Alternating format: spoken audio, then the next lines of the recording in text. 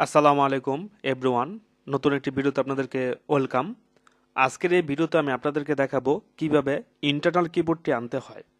অর্থাৎ আমরা সবাই জানি কিবোর্ড দুই প্রকার, একটা হচ্ছে এক্সটার্নাল আর একটা হচ্ছে ইন্টারনাল। তা আমরা সাধারণত কোনো কাজ করার ক্ষেত্রে এক্সটার্নাল কিবোর্ডটি দিয়ে কাজ করি। তো যখন কোনো কাজ করার ক্ষেত্রে এক্সটার্নাল কিবোর্ডের সমস্যা হয় তখন কিন্তু আমাদের ইন্টারনাল কিবোর্ডের মাধ্যমে আমরা সেই কাজটি করতে হয়।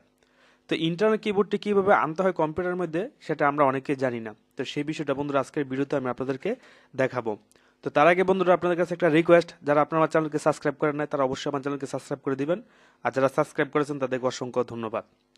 তো বন্ধুরা ইন্টারনাল কিবোর্ডটি আনার জন্য আপনাকে প্রথমে সার্চ বারে যাবেন, যাওয়ার পর এখানে আপনারা সার্চ করবেন অন স্ক্রিন কিবোর্ড।